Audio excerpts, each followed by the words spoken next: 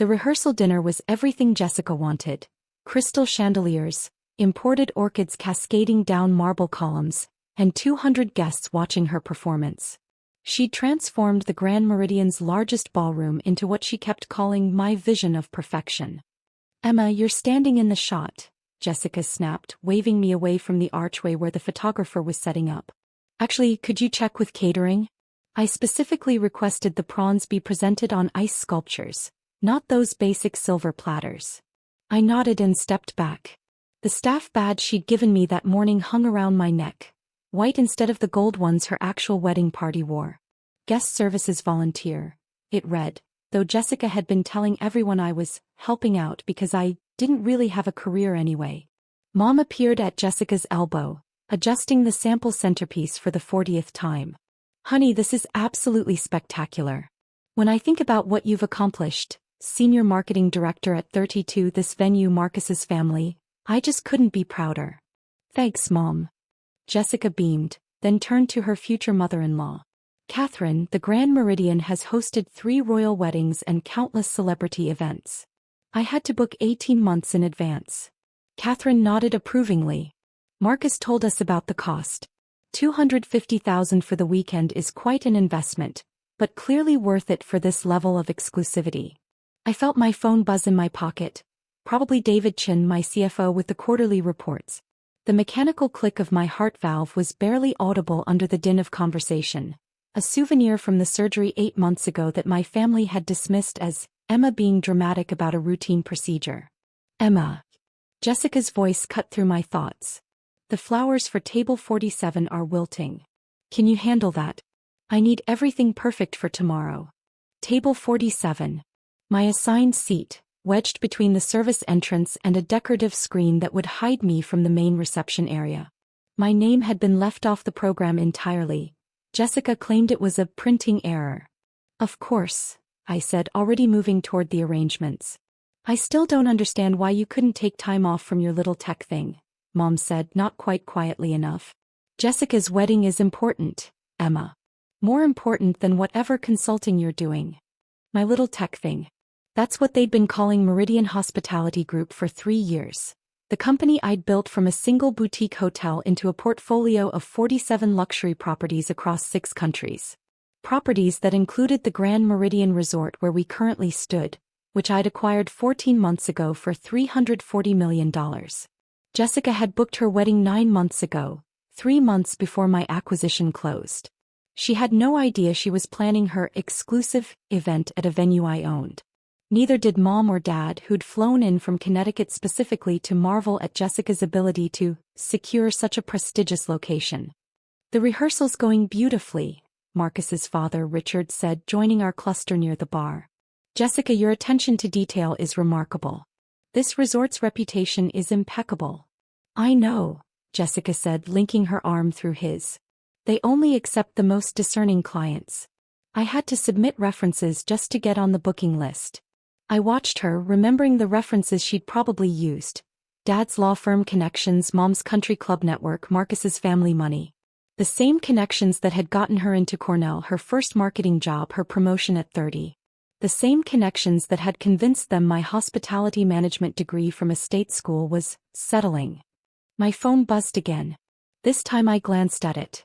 "Regional director arriving in 20 minutes. Confirming you'll be on site? David." I typed back. "Present. Keep it quiet until I signal." "Emma, are you on your phone?" Mom's voice carried disapproval. "Jessica's talking about the ceremony timeline." "Sorry," I said, pocketing the device. Jessica barely paused. "So the processional will be exactly 8 minutes.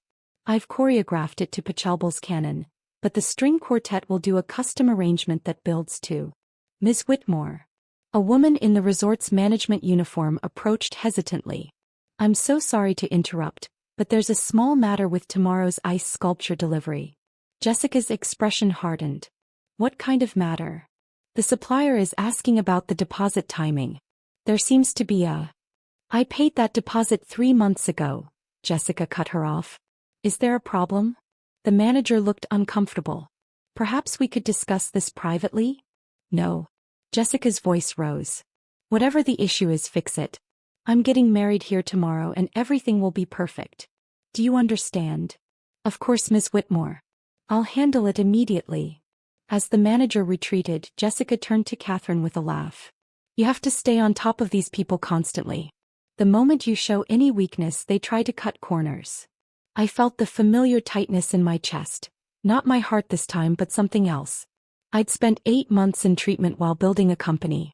8 months of chemotherapy for stage 3 non-Hodgkin's lymphoma that I'd kept completely private, scheduling board meetings around infusion appointments, taking calls from hospital beds. The heart valve replacement had come after complications from the treatment, and I'd been back at work 3 weeks post-surgery. My family knew nothing. They'd been too busy celebrating Jessica's promotion, Jessica's engagement, Jessica's venue selection. The few times I'd tried to tell them about the diagnosis, Mom had cut me off with stories about Jessica's latest achievement. So I'd stopped trying. I'd built Meridian Hospitality Group in hospital waiting rooms and recovery beds, acquiring properties across North America and Europe while my family assumed I was doing consulting work from my apartment. The $8.5 billion valuation we'd hit last quarter meant nothing to them because they'd never asked. Tomorrow's going to be perfect, Jessica said, surveying her creation. The photographer, the flowers, the venue, everything exactly as I planned it. It's breathtaking, Catherine agreed. You have exquisite taste, Jessica. My phone buzzed a third time. Director in the building. Heading to ballroom now. David. I straightened my volunteer badge and waited. The ballroom doors opened and Robert Morrison walked in, tall, silver-haired, carrying the kind of presence that made people stop talking. He'd been with Meridian Hospitality Group for 18 months, overseeing our East Coast properties with exceptional results. He was also completely unaware that the owner he'd been emailing all day was currently standing 20 feet away wearing a volunteer badge. Good evening, Robert said, his voice carrying authority. I apologize for the interruption. I'm Robert Morrison, Regional Director for Meridian Hospitality Group. I'm looking for Ms. Emma Whitmore. The ballroom went silent. Jessica turned, confusion flickering across her face. I'm Jessica Whitmore. Is there a problem with tomorrow's arrangements? No, ma'am. I'm looking for Emma Whitmore. His eyes scanned the room and landed on me. There you are. Ms. Whitmore, I'm so sorry. I didn't realize you'd be in the venue this evening. I have the quarterly reports you requested, and David Chin wanted confirmation on the Singapore acquisition timeline. I saw the exact moment Jessica's brain tried to process his words. Her mouth opened slightly, closed, opened again. Mom's hand went to her throat. Dad, who'd been examining the wine selection, turned sharply. I think there's been a mistake, Mom said quickly. That's Emma. Or Emma. She doesn't work here, she's just helping with the wedding. Robert looked genuinely puzzled. I'm sorry, I don't understand. Ms. Whitmore is the founder and CEO of Meridian Hospitality Group. She owns this property, along with our other 46 locations. That's impossible, Jessica said flatly.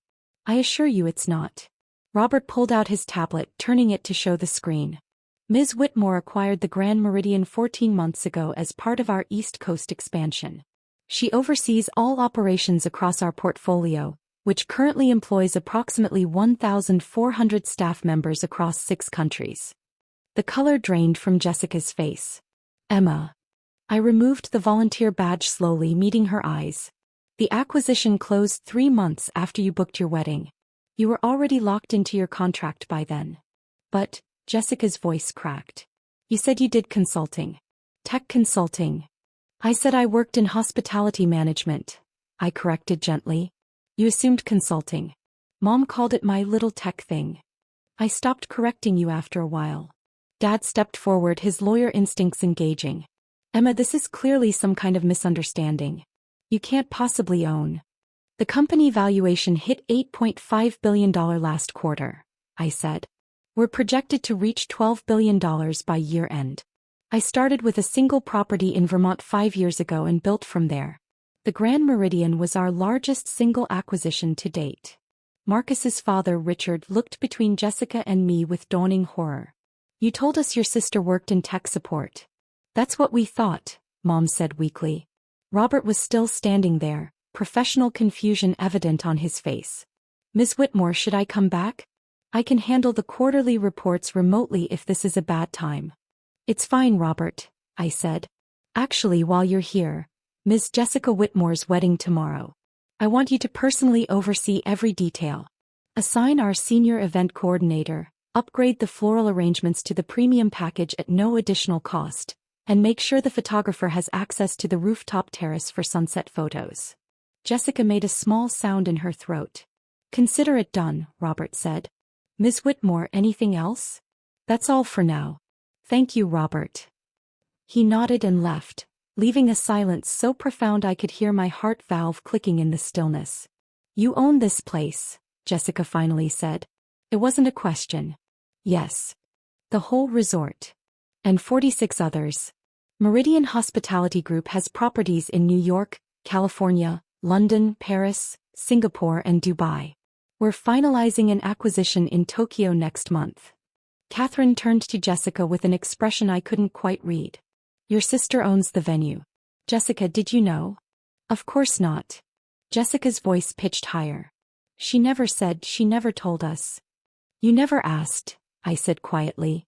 When I tried to tell you about the Vermont property, you were busy planning your engagement party. When I acquired the second hotel, you were celebrating your promotion. Every time I mentioned my company, someone changed the subject to talk about your achievements. That's not fair, Mom protested. You should have been clearer. We thought you were doing freelance work from your apartment. I was recovering from stage 3 lymphoma, I said and watched them freeze. 8 months of chemotherapy. Heart valve replacement after treatment complications. I scheduled board meetings around infusion appointments and closed the Grand Meridian acquisition from a hospital bed. I tried to tell you the day I got diagnosed, but you were too excited about Jessica making senior director to listen. Jessica's face went white. You had cancer? Non-Hodgkin's lymphoma. My heart valve is mechanical. You can hear it click if the room's quiet enough. I've been in remission for 4 months. Why didn't you say something? Dad demanded. I did. Multiple times. You didn't hear me. I looked around at all of them. Family who'd dismissed every achievement, ignored every attempt to share my life, reduced everything I'd built to a little tech thing that couldn't possibly matter compared to Jessica's corporate marketing position. Marcus touched Jessica's arm gently. Maybe we should talk privately. No. Jessica's voice steadied. Emma, I don't understand.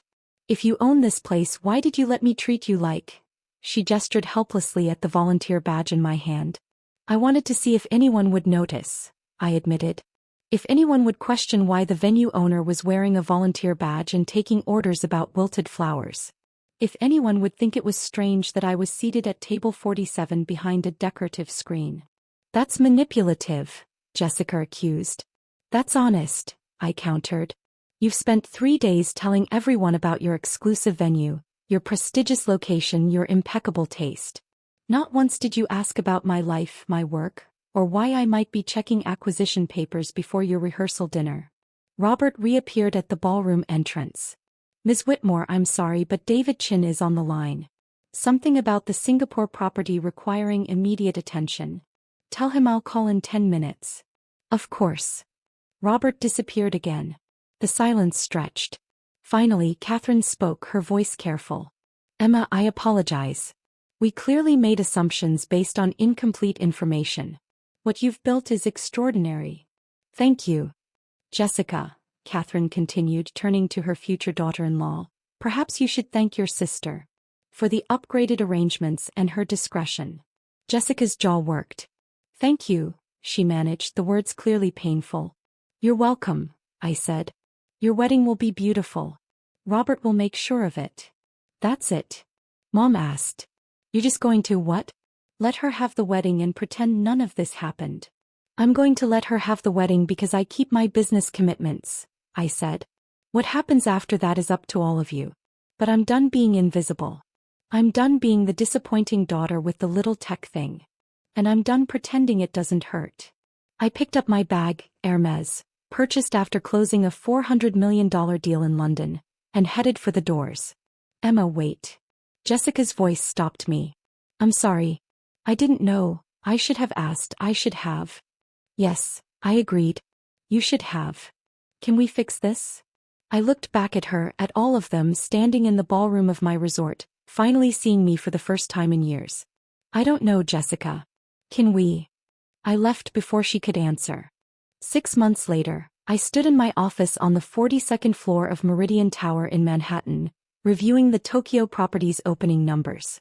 Excellent revenue, strong booking rates, media coverage exceeding projections. My assistant knocked. Ms. Whitmore? Your sister's here. She says she has an appointment. I checked my calendar. There was Jessica Whitmore, 2 p.m. Send her in. Jessica looked different, less polished, more uncertain. She took the chair across from my desk and set down a folder. I brought the financial statements you asked for, she said. From my marketing firm. Your firm. I raised an eyebrow. I left the corporate job. Started my own boutique marketing agency focusing on hospitality brands. We're small, just me and 3 employees, but we're building something. I thought maybe, if you were willing, Meridian might need marketing consultation. I opened the folder, scanning the proposals. They were good. Very good, actually.